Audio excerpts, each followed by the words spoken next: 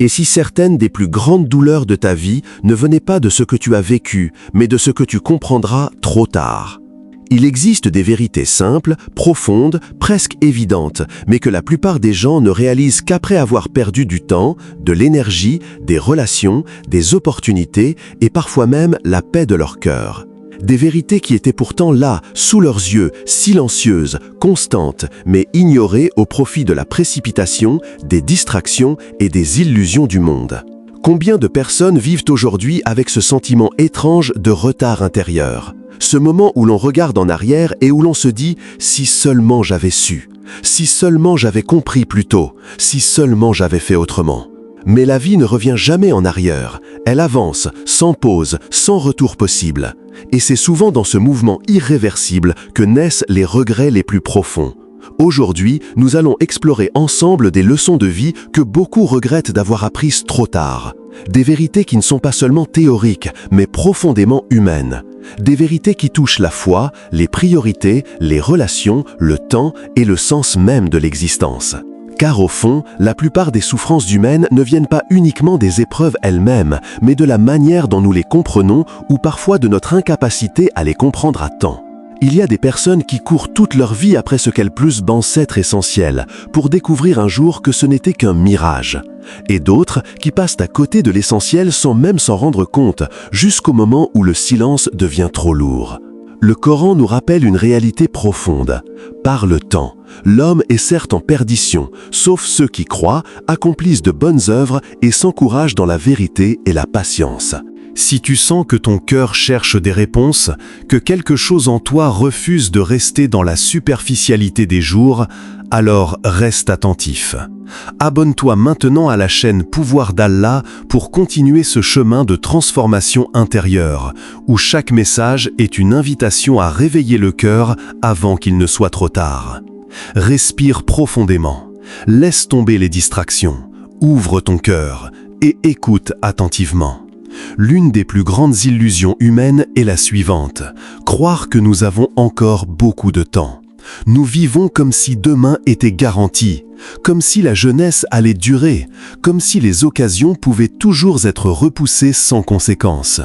On se dit souvent « je ferai cela plus tard, je changerai demain, je reviendrai vers Allah quand ma vie sera plus stable », comme si la vie attendait patiemment nos décisions.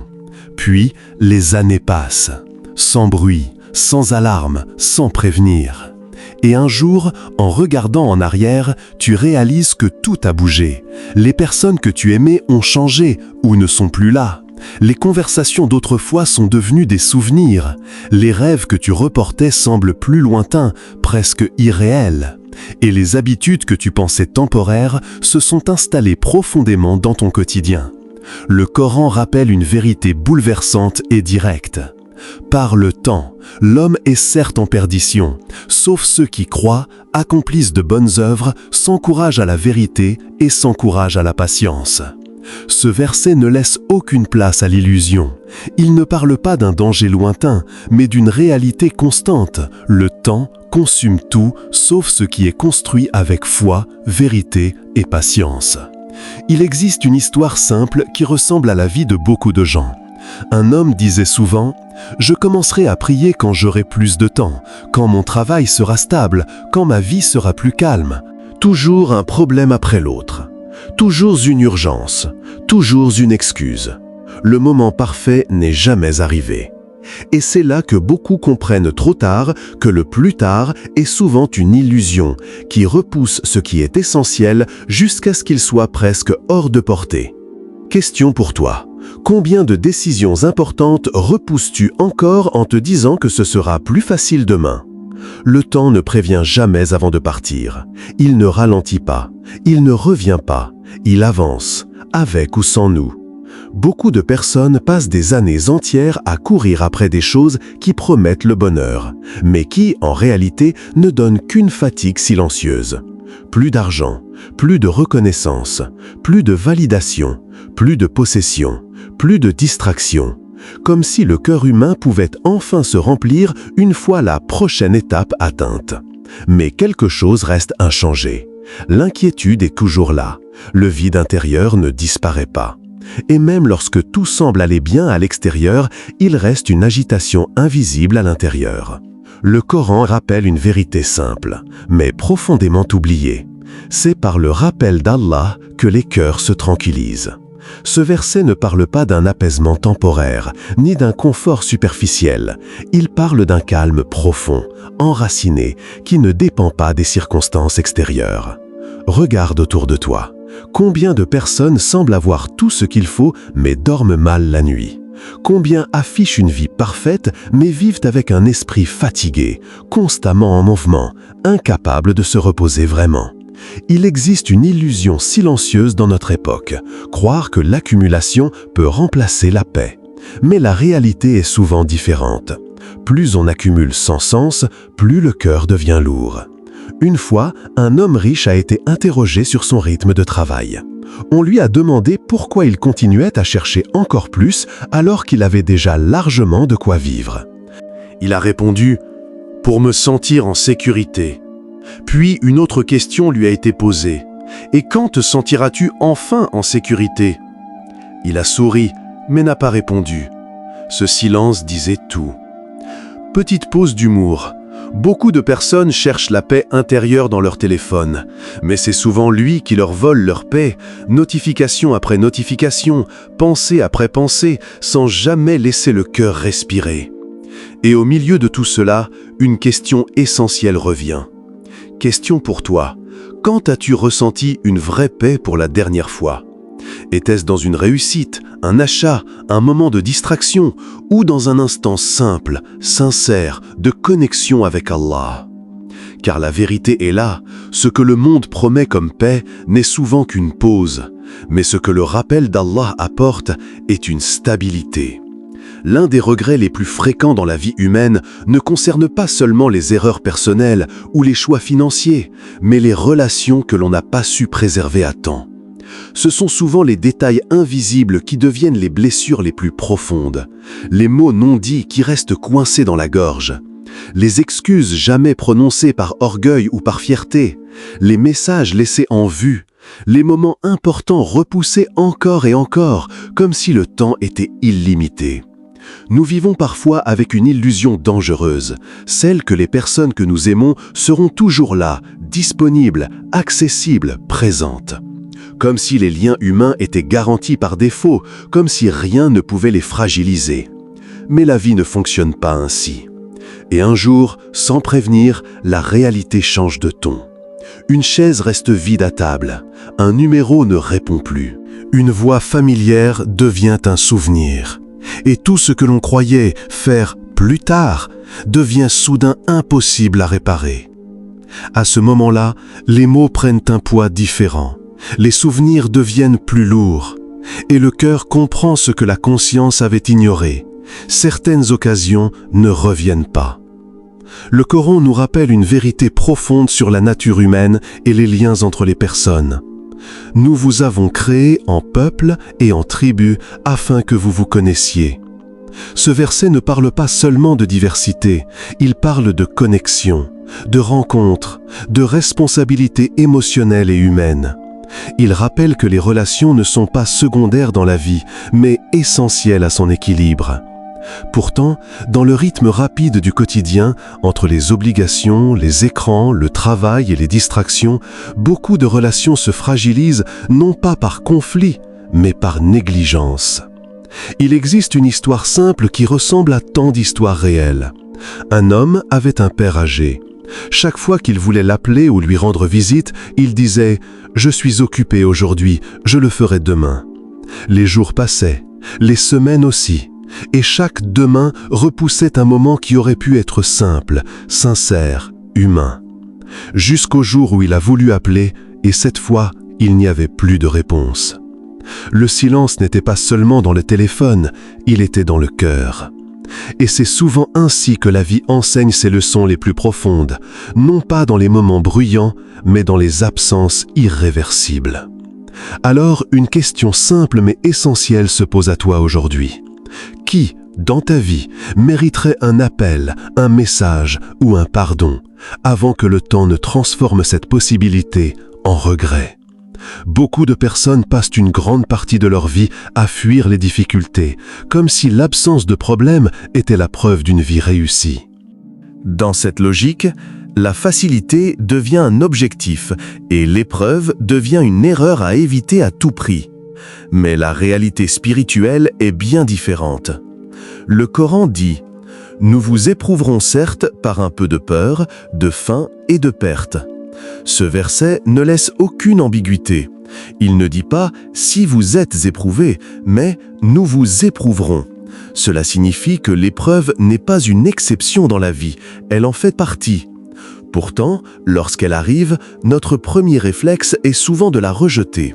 Nous la voyons comme une injustice, un blocage, une erreur dans notre parcours. Certains disent même intérieurement « ce n'est pas censé m'arriver à moi ». Et c'est là que commence souvent la confusion. Car ce que nous appelons fin est parfois un début caché.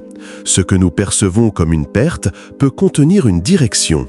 Et ce que nous vivons comme une fermeture peut être une protection invisible. Une personne perd son emploi. Sur le moment, elle ressent un choc profond. Les plans s'effondrent, l'avenir semble incertain. Elle pense que tout est terminé. Mais avec le temps, quelque chose d'inattendu se produit. Elle découvre un chemin qu'elle n'aurait jamais envisagé. Une compétence oubliée, une opportunité différente, une version d'elle-même qu'elle ne connaissait pas encore. Ce qui ressemblait à une fin était en réalité une redirection. C'est souvent ainsi que les épreuves fonctionnent. Sur le moment, elles ressemblent à des portes qui se ferment avec force. Mais avec le recul, on réalise parfois qu'elles nous ont empêchés d'entrer dans des chemins qui n'étaient pas faits pour nous. Le problème, ce n'est pas l'épreuve elle-même, c'est la manière dont nous la lisons au moment où elle arrive. Le prophète nous a appris que la patience n'est pas seulement de supporter, mais de comprendre que derrière chaque situation, il y a une sagesse que le regard humain ne voit pas immédiatement. Alors la question devient essentielle, presque dérangeante. Et si certaines difficultés que tu vis aujourd'hui n'étaient pas là pour te détruire, mais pour te protéger, te réorienter ou te construire sans que tu t'en rendes compte encore? Parfois, ce que tu appelles retard est une miséricorde déguisée. La leçon la plus douloureuse dans la vie d'un être humain est souvent la plus silencieuse, remettre sa relation avec Allah à plus tard. Plus tard quand la vie sera stable, plus tard quand j'aurai réglé mes problèmes, plus tard quand je serai meilleur, plus tard quand j'aurai le temps. Et ce plus tard devient parfois un mode de vie, une habitude mentale, une illusion confortable qui donne l'impression qu'on finira bien par revenir un jour. Mais ce jour n'est jamais garanti. Le Coran nous appelle avec une clarté qui ne laisse pas de place à l'attente inutile. Et revenez repentant vers votre Seigneur. Ce verset est profondément important. Il ne s'adresse pas à ceux qui sont déjà purs, déjà stables, déjà parfaits. Il s'adresse justement à ceux qui hésitent, à ceux qui doutent, à ceux qui ont retardé, à ceux qui se sentent loin. Car dans la logique spirituelle, le retour vers Allah ne commence pas quand on est prêt. Il commence quand on décide d'avancer malgré son imperfection. Beaucoup pensent qu'il faut d'abord se réparer soi-même avant de revenir à Allah. Mais la vérité est que c'est en revenant à Allah que la réparation commence. C'est un peu comme quelqu'un qui dit « je vais attendre d'être en forme pour aller à l'hôpital », alors que justement, c'est l'hôpital qui permet de retrouver la santé. Une vérité simple mais difficile à accepter. Personne n'est vraiment prêt. On attend un sentiment de stabilité qui ne vient jamais totalement. On attend un moment parfait qui ne se présente pas. On attend une version idéale de soi-même qui n'existe pas. Et pendant ce temps, le cœur s'éloigne sans s'en rendre compte. La foi n'est pas une destination pour les parfaits, c'est un retour pour les sincères. Et parfois, le plus petit pas vers Allah vaut mieux que des années d'attente dans l'hésitation. Un simple instant de sincérité, une prière même hésitante, un pardon demandé avec un cœur tremblant, un retour même imparfait. Car Allah ne regarde pas la perfection du mouvement, il regarde l'intention du retour. Alors la question devient directe, presque urgente. Si ce n'est pas maintenant, alors quand ? Peut-être que tu n'as pas besoin de solutions immédiates, peut-être que tu n'as pas besoin de tout comprendre maintenant. Peut-être que ce que ton cœur réclame réellement, ce n'est pas une réponse rapide, mais un endroit où enfin déposer ce qu'il porte depuis trop longtemps. Parce que parfois, le problème n'est pas que la vie est trop lourde, le problème, c'est que tu la portes sans pause, sans repos, sans déposer. Ce soir, fais quelque chose de simple. Arrête de chercher les mots parfaits. Arrête de vouloir bien parler. Arrête de vouloir être organisé même dans ta douleur. Parle à Allah. Pas avec des phrases préparées, mais avec ce qui est vrai en toi. Dis-lui que tu es fatigué. Dis-lui que tu es inquiet. Dis-lui que tu ne comprends pas tout ce que tu vis. Dis-lui que tu as peur parfois, même si tu continues d'avancer. Et dis-lui aussi que, malgré tout, tu espères encore. Parce que cette sincérité-là, c'est déjà une forme de retour vers lui. Et dans ce moment silencieux, laisse ton cœur respirer à nouveau. Pas parce que tous les problèmes ont disparu, mais parce que tu n'es plus seul à les porter. Si ce message a touché ton cœur, abonne-toi à la chaîne Pouvoir d'Allah pour continuer ce chemin vers la paix intérieure et la guérison du cœur. Rappelle-toi toujours, tu n'as jamais été censé porter la vie tout seul.